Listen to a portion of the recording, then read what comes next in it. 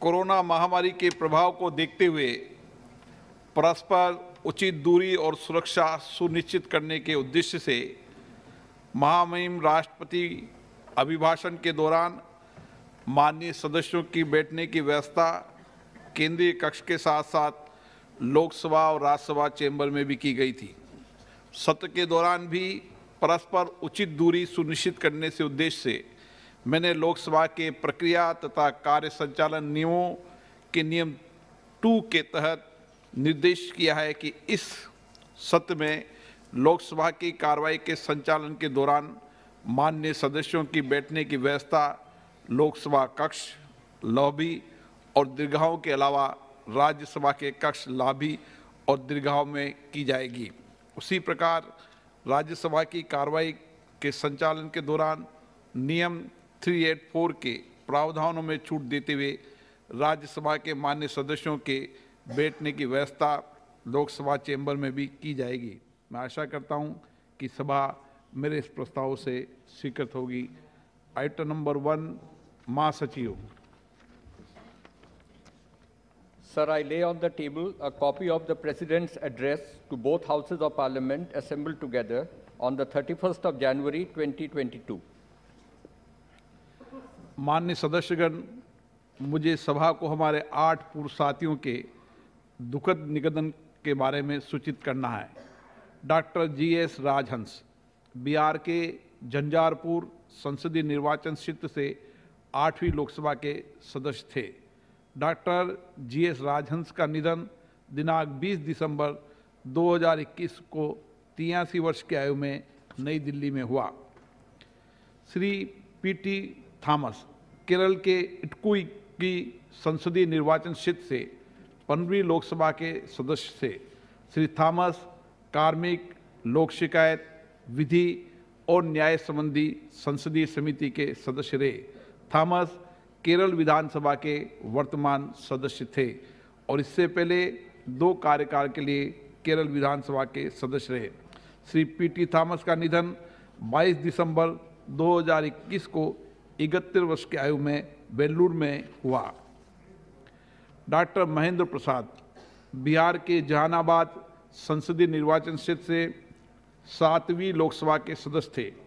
Doctor प्रसाद राज्यसभा के वर्तमान सदस्य थे और इससे पहले 6 कार्यकाल के लिए राज्यसभा के सदस्य रहे। डॉक्टर प्रसाद ने राज्यसभा की उपसभापति तालिका के सदस्य रूप में अपनी सेवाएं प्रदान किए। डॉक्टर महेंद्र प्रसाद का निधन 27 दिसंबर 2021 को 81 वर्ष की आयु में नई दिल्ली में हुआ। श्री राजवीर सिंह उत्तर प्रदेश के आंवला संसदीय निर्वाचन क्षेत्र के 9वीं और 10वीं और 12वीं लोकसभा के सदस्य थे। श्री सिंह विभिन्न संसदीय समितियों के सदस्य रहे। श्री राजवीर सिंह का निधन 29 दिसंबर 2021 को 83 वर्ष की आयु में गुरुग्राम में हुआ। श्रीमती शकुंतला देवी बिहार के बांका संसदीय निर्वाचन क्षेत्र से 2री और 3री लोकसभा की सदस्य थी। श्रीमती शकुंतला देवी का निधन 9 जनवरी 2022 को 90 वर्ष की आयु में पटना में हुआ। श्री तिलक राज सिंह मध्य प्रदेश के सीधी संसदीय निर्वाचन क्षेत्र से 11वीं लोकसभा के सदस्य थे।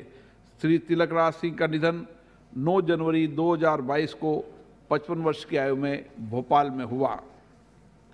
श्री A.G.S. राम बाबू तमिलनाडु के मुधेर संसदीय निर्वाचन क्षेत्र से 9वीं, 10वीं और 11वीं लोकसभा के सदस्य थे। श्री राम बाबू ने सभा की बैठकों के सदस्यों की अनुपस्थिति संबंधी समिति के सभापति तथा विभिन्न संसदीय समिति के सदस्य के रूप में अपनी सेवाएं प्रदान किए। श्री A.G.S. राम बाबू का निधन दिनांक 11 जनवरी 2022 को 59 वर्ष की आयु में मुधेर में हुआ। श्री गंगाराम कोली राजस्थान के तत्कालीन बयाना संसदीय निर्वाचन क्षेत्र से 10वीं, 11वीं और 12वीं लोकसभा के सदस्य थे।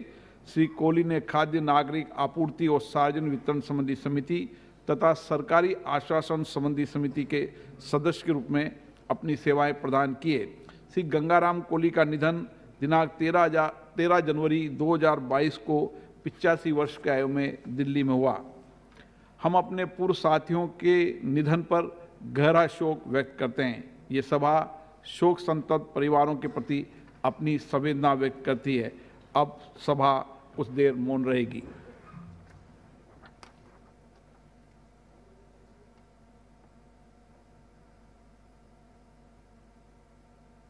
ओम शांति। If you like this video ಬೇಗ ಲೈಕ್ ಮಾಡಿ, ಕಾಮೆಂಟ್ ಮಾಡಿ, ಶೇರ್ ಮಾಡಿ ಹಾಗೂ ಯೋಯೋ ಟಿವಿ ಕನ್ನಡವನ್ನು ಸಬ್ಸ್ಕ್ರೈಬ್ ಮಾಡಿ.